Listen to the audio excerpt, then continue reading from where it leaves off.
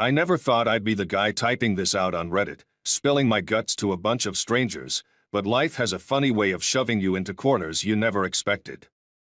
My name's Michael, and I've been married to Sarah for 10 long years. We've got 2 beautiful daughters, and on the surface, everything seemed, well, perfect. The house, the family, the life. But lately, things have been different. Real different. Sarah started acting distant, cold even. The kind of cold where you know something's off but can't put your finger on it. I thought maybe it was the stress of her job. She's a big shot at some marketing firm. Meanwhile, I gave up my career a few years back to be a stay-at-home dad. Yeah, laugh it up, the guy who traded spreadsheets for diaper duty. But I didn't mind. I loved being with the girls, and I thought we were in this together, Sarah and me, a real partnership. Boy, was I wrong. It all started one morning when she left her phone on the kitchen counter. She'd been getting more secretive with it lately, always turning the screen away from me, but I never pushed. Stupid me. But that day, she forgot to take it, and something inside me, call it instinct, told me to check. So I did. There it was, plain as day. Messages from a guy named James. They weren't just friendly work texts either, they were loaded with enough emotion to make me sick. Last night was amazing, one read, followed by some goddamn heart emojis. Another one, can't wait until we're together again. It was like someone had punched me straight in the gut, and all I could do was stare at the screen, feeling my world crumble. But I didn't confront her, not right away. That would have been too easy for her, too damn easy. So I sat with it, let it stew in my mind, and decided I needed to know more. Was it just this James guy? Was this a fling or something bigger? And most importantly, what the hell was she planning? I found a private investigator, some guy who didn't ask too many questions. Told him what I knew, handed him Sarah's schedule, and let him do the dirty work. The next few weeks were the longest of my life. Every time Sarah smiled at me or kissed our daughters goodnight, I wondered how deep her betrayal really went. How long had she been living this double life? And why was I the last to know?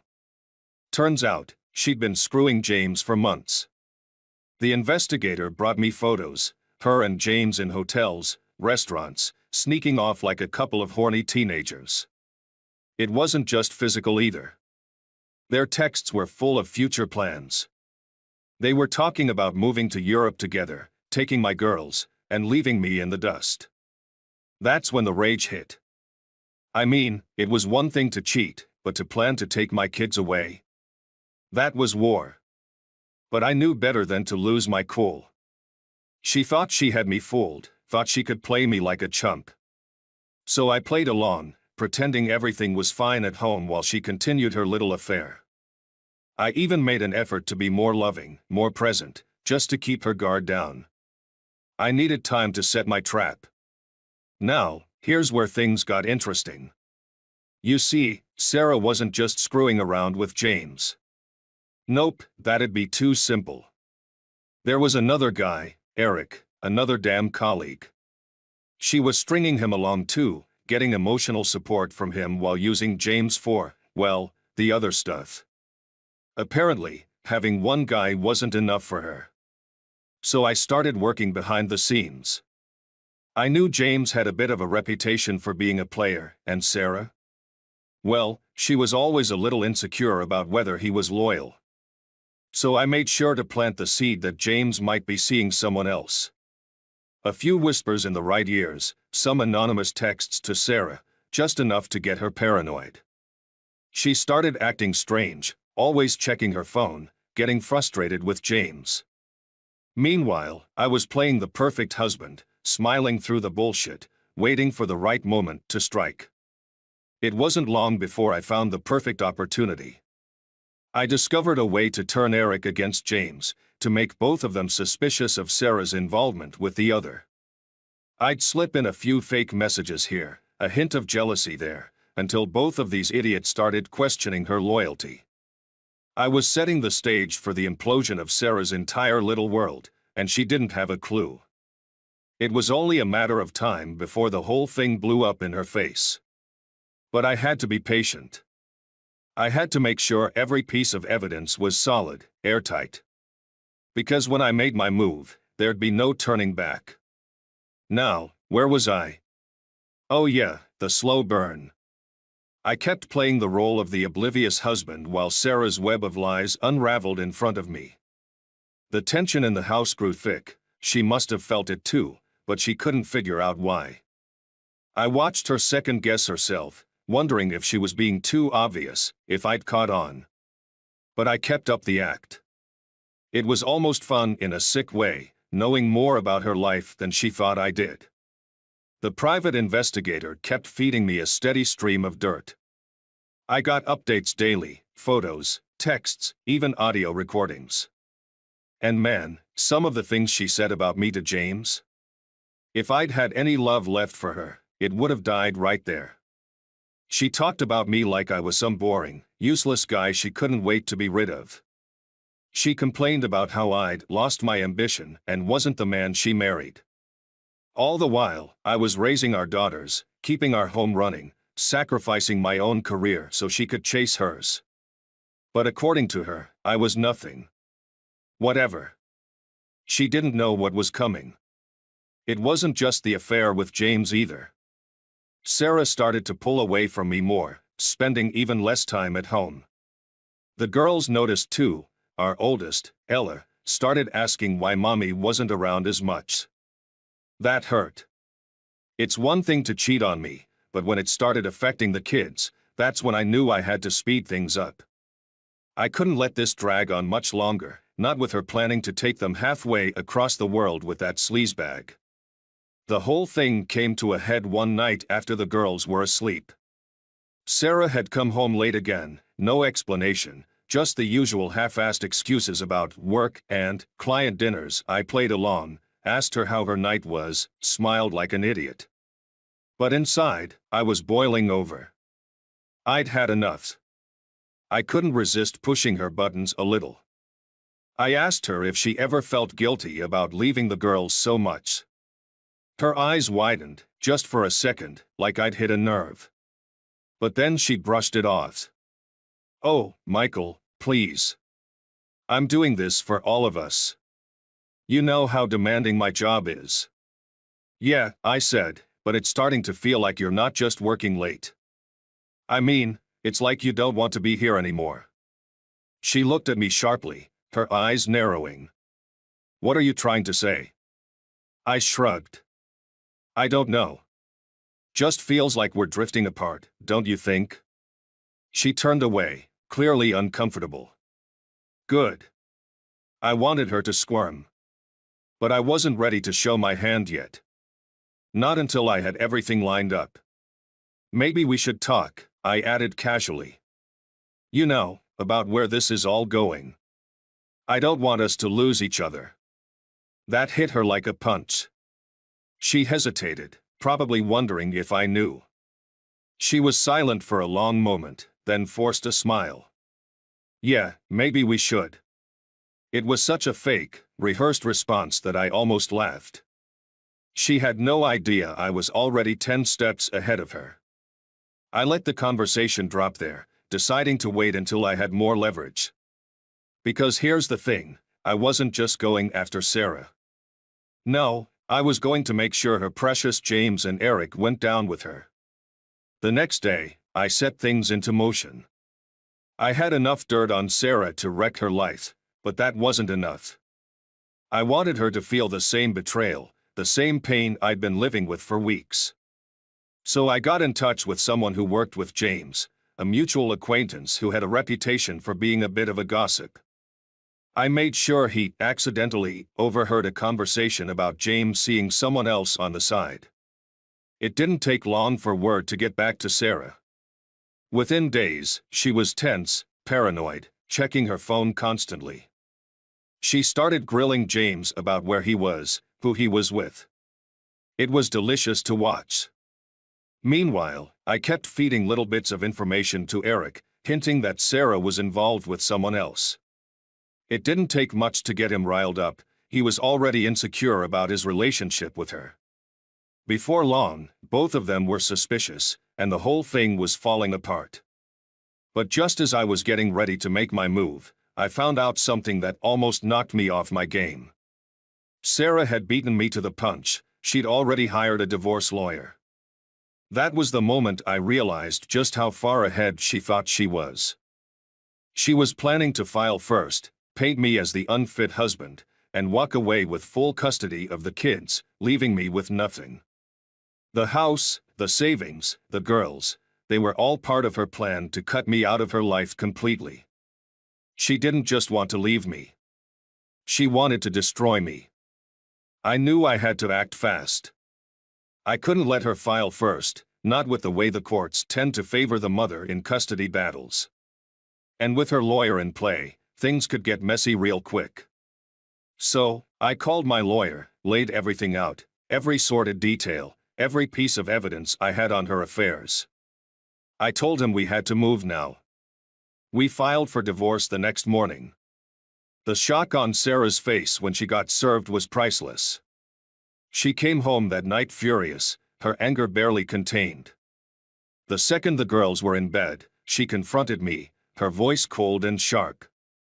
"What the hell, Michael? You filed for divorce?" I leaned back in my chair, trying to look as casual as I could. "Yeah. I thought it was time, don't you?" Her eyes were blazing, but she tried to stay calm. "You're making a mistake. I've already talked to a lawyer.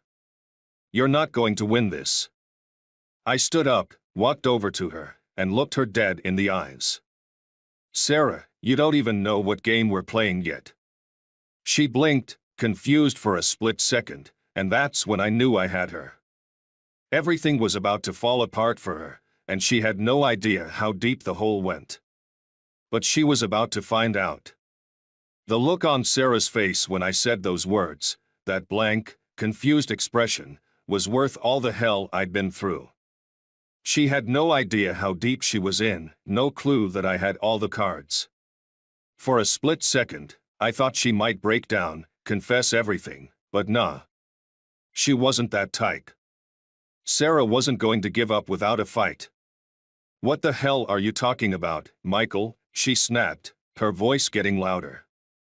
"You think you can just file for divorce and walk away with everything? You're delusional." I crossed my arms, trying to stay calm, but inside, I was buzzing with adrenaline. "I know everything, Sarah. I've got the evidence. I've got witnesses. You've been cheating on me with James and Eric." Her eyes widened for just a moment before she quickly masked it with anger. "You don't know what you're talking about." That's when I pulled out my phone and started scrolling through the pictures. "You want to see?" I asked, my tone cold. "I've got photos, text messages, video recordings, you name it. You thought I was stupid? Thought I wouldn't figure it out?"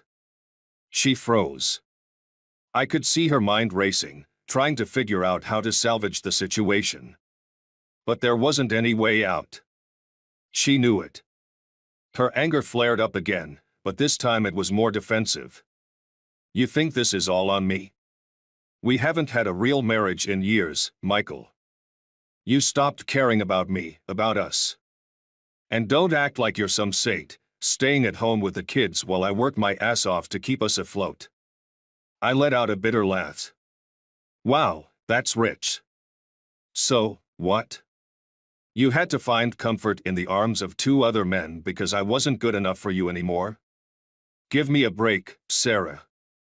I've been here, raising our daughters, keeping this family together while you ran off and did whatever the hell you wanted. Don't twist this around." "You don't understand," she spat, her voice cracking a little. "You never understood. I didn't ask for this life.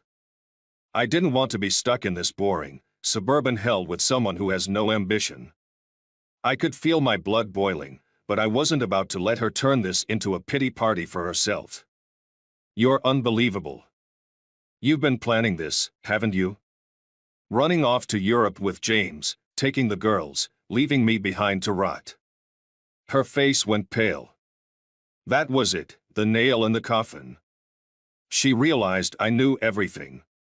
For a moment, she stood there, stunned, as if the weight of it all was crashing down on her.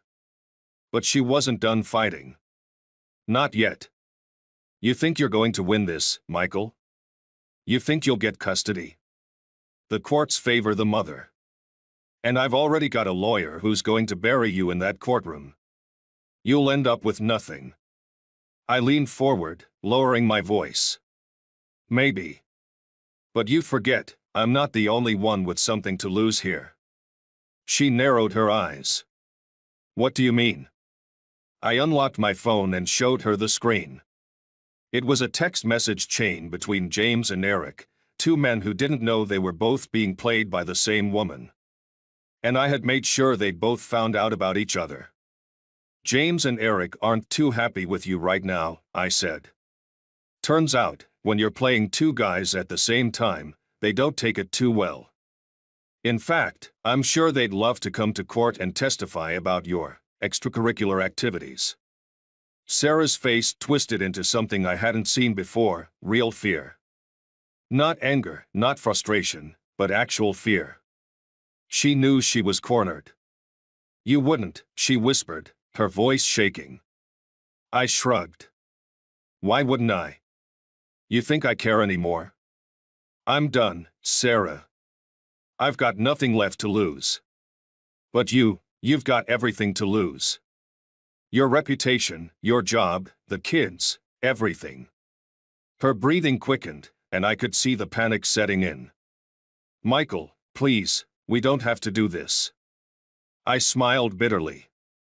Oh, but we do. She stepped forward, her voice softening, trying a different tactic. Think about the girls. Do you really want to drag them through a messy divorce? Do you want them to grow up in the middle of this war? That hit me hard. She was right, in a way. The girls didn't deserve this, didn't deserve to see their parents tear each other apart. But I also knew I couldn't back down now. Not after everything she'd done. Not after the betrayal. I'm doing this for them, I said quietly. I'm not letting you take them away from me. I'm not letting you run off with some guy and pretend like none of this matters. Her eyes filled with tears, but I wasn't buying the act. She was trapped, and she knew it. I had all the evidence I needed to win in court. And if she kept pushing, I was ready to burn it all down. She took a deep breath, her voice barely above a whisper. Fine. What do you want? There it was. The moment I'd been waiting for. She was finally ready to negotiate, to realize she wasn't going to win this on her terms. I want custody of the kids, I said firmly. I want the house. And I want you to walk away without trying to take everything from me. She opened her mouth to protest, but I cut her off. Don't even think about fighting me on this. You know I'll drag James and Eric into court if I have to. You'll be humiliated. And they'll be more than happy to turn on you if it means saving themselves. She closed her mouth, her jaw clenched tight, and I could see the war raging inside her. She wanted to fight, but she knew she couldn't win. Not this time. Okay, she finally muttered, her voice bitter and defeated. I'll sign the papers. But I wasn't done yet. And one more thing. You tell the girls the truth. You explain to them why this is happening. They deserve to know. She glared at me, but I didn't care. This was the least she could do after everything she'd put us through. Fine, she snapped. But don't think for a second that this is over, Michael. You might have won this round, but we'll see how things play out in court. I didn't respond. I didn't need to. I knew I'd already won. She could throw all the threats she wanted at me, but I had the upper hand now. As she stormed out of the room, I felt a strange sense of calm wash over me. This wasn't over, not by a long shot, but I was finally in control. I'd played the long game, and it was paying off. I knew Sarah wouldn't go down without a fight. Even though she'd agreed to sign the papers, I had a feeling she wasn't done trying to screw me over. And as expected, the very next day, she met with her lawyer again. How did I know? Because my private investigator was still on the case. He'd been tailing her, gathering every bit of dirt I could use to sink her if she tried to pull anything. The day after that little showdown in the kitchen, I got a call from my lawyer. He told me Sarah's lawyer had reached out, and they were preparing for a real battle over custody. Apparently, Sarah had changed her mind overnight and now wanted to drag me through the mud. She was banking on the court siding with her because she's the mother. She was planning to paint me as a lazy, stay-at-home dad who didn't contribute financially and couldn't provide for the kids. Typical Sarah. She always thought she could manipulate the situation, twist it to her advantage. But I had the ultimate weapon, her double life.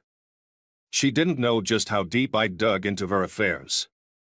And it wasn't just James and Eric. I'd found out through the investigator that she'd been seeing a few other guys on the side too. Apparently, Sarah wasn't just a cheater, she was a serial cheater. I sat down with my lawyer and laid out everything I had, the texts, the pictures, the videos, the recorded conversations. We were ready to fight fire with fire.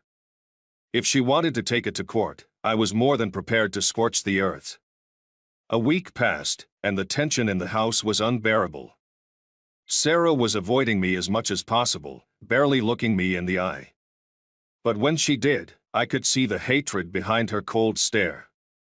She was planning something. I could feel it. And then, out of nowhere, she dropped the bomb. "I'm moving out," she said one morning while I was making breakfast for the girls. Her tone was flat, like she was announcing something as simple as going to the grocery store. "I've found an apartment." I looked up from the stove, trying to keep my face neutral. "Really? That fast?" She shrugged, not meeting my gaze. "Yeah, James is helping me. We're moving in together." There it was. She wasn't even hiding it anymore. She was going all in with James, no shame, no remorse. And just like that, she was ready to abandon the life we'd built, walk out on our daughters like they were some kind of afterthought. "What about the girls?" I asked, keeping my voice steady. "You planning on taking them with you?" Sarah sighed, finally turning to face me. "We'll figure it out in court, Michael. But you can't give them what I can. You don't have a job, you don't have any income. How are you going to provide for them?" I clenched my jaw, trying to control my temper. She was playing dirty, like I knew she would. But I wasn't going to take the bait. I had to stay calm, keep my eye on the bigger picture. "They're my daughters, Sarah," I said slowly, my voice cold. "I've been the one taking care of them while you've been off screwing around. I'm not letting you take them." She rolled her eyes. "We'll see what the court thinks about that." And with that, she walked out of the kitchen, leaving me standing there, fists clenched, seething. But I wasn't going to let her win. Not this time. A few days later, we had our first court hearing. My lawyer had filed everything, my case for full custody, evidence of Sarah's affairs, and her plans to abandon the country with James and the kids. I sat in that courtroom, nerves eating away at me, but I was ready. I'd spent weeks preparing for this moment, and now it was time to take her down. Sarah walked in with her lawyer, looking smug as hell. She was dressed like she was ready for a goddamn fashion show, playing the part of the perfect, successful career woman. James wasn't with her, probably too smart to show his face in a courtroom battle that was about to blow his whole life up. But I could feel his presence hanging over everything, like a shadow that followed Sarah wherever she went. The first part of the hearing was tense. Her lawyer went on and on about how she was the primary breadwinner, how I had no income, no real prospects, and how I couldn't provide the stable environment the girls needed. They painted me as some loser who gave up on his career to be a house husband, someone who couldn't possibly take care of 2 kids on his own. It took everything I had not to explode right there. But I kept my cool. I let them talk, let them spin their web of lies, because I knew what was coming next. Then it was my lawyer's turn. He stood up, calm and collected, and started presenting the evidence. One by one, he laid out Sarah's infidelities, starting with James, then Eric, then the other men. He showed the court the text messages, the photos, the hotel receipts. He talked about her plans to run off to Europe, leaving me behind without a second thought. And then, the cherry on top, we brought in James. The moment his name was called, I saw Sarah's face go white as a sheet. She had no idea he was going to be a witness. James took the stand, and while he tried to play it cool, it was clear he was nervous. Under questioning, he admitted to the affair, admitted that he and Sarah had been seeing each other for months, and, worst of all for Sarah's case, he admitted that she had talked about taking the kids and leaving me behind. It was brutal. By the time my lawyer was done, Sarah looked like she'd been hit by a freight train. And I wasn't done yet. Next up was Eric. Same routine. He confirmed everything, and by the time he was off the stand, Sarah's entire case had crumbled. The judge was stone-faced, but I could tell from the look in his eyes that he wasn't buying Sarah's perfect mother act anymore. When the hearing ended, Sarah stormed out of the courtroom, her face twisted in rage. I followed my lawyer out, feeling a strange mix of relief and exhaustion. The battle wasn't over yet, but we'd won a huge victory that day. Sarah was going to lose. She knew it. And the best part? She'd done it to herself.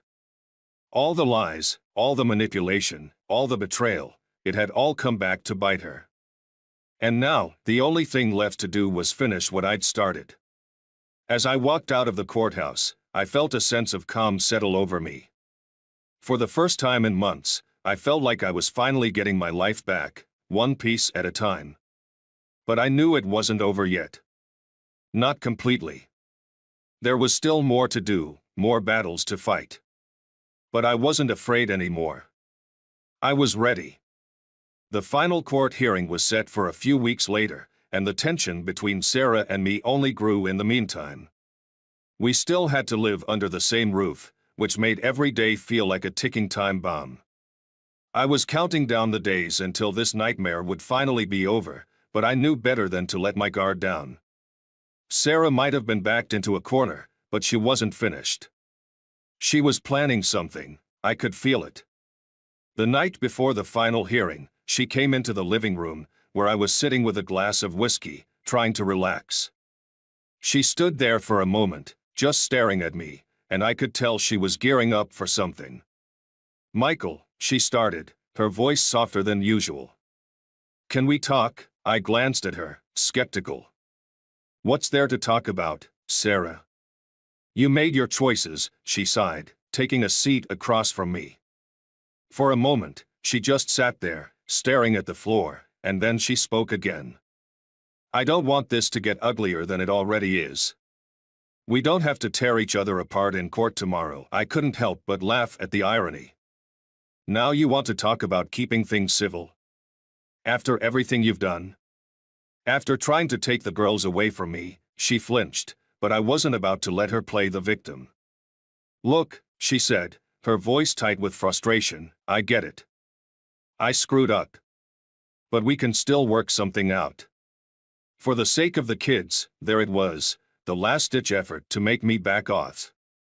But I saw right through it. She didn't care about working things out for the girls.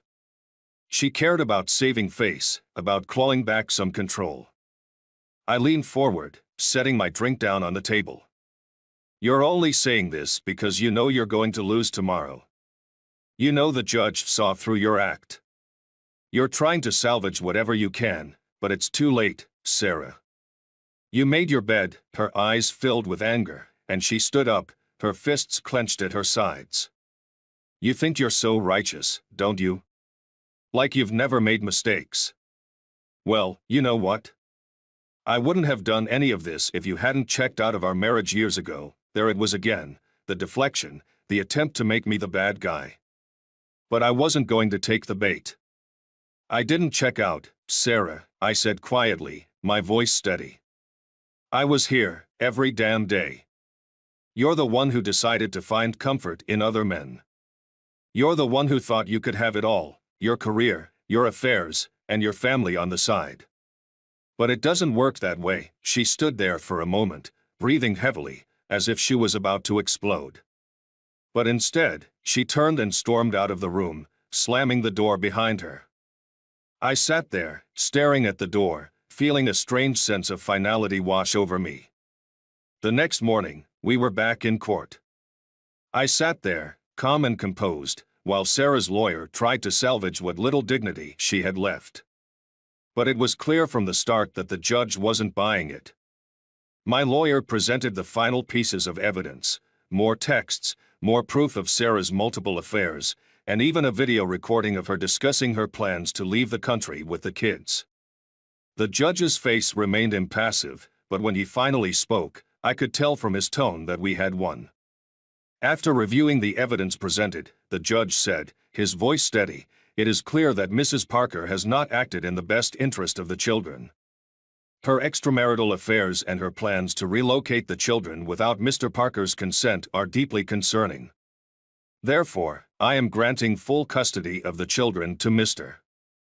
Parker, with supervised visitation rights for Mrs. Parker. Additionally, Mr. Parker will retain ownership of the family home, and the division of assets will reflect Mrs. Parker's lack of contribution to the household." I barely heard the rest of what the judge said. All I could think about was the fact that I had won. I had fought for my daughters, for my life, and I had come out on top. Sarah sat there, staring at the judge with a blank expression, as if she couldn't quite believe what was happening. But it was real. It was over. As we left the courtroom, Sarah didn't say a word to me. She walked out with her lawyer, her head held high, but I knew she was shattered inside. Her life was in ruins, and there was no one to blame but herself. Back at the house, I started packing up her things. It felt surreal, like the end of a long, drawn-out war. The girls were at my parents' place for the week, so I had the house to myself. As I packed up Sarah's clothes, her makeup, her jewelry, I couldn't help but feel a strange mix of emotions. Relief, anger, sadness, it all swirled together. But most of all, I felt free. Later that night, as I sat on the porch with another glass of whiskey, I thought about everything that had led to this moment. The betrayal, the lies, the months of pretending everything was fine while I plotted my revenge. It had been brutal, but in the end, I'd come out stronger. I'd fought for my daughters, and I'd won. I don't know what Sarah's future holds, and honestly, I don't care. She'll have her supervised visits with the girls, and maybe someday she'll realize what she threw away. But for me, I'm moving forward. I've got a fresh start ahead of me, with my girls by my side, and that's all that matters now.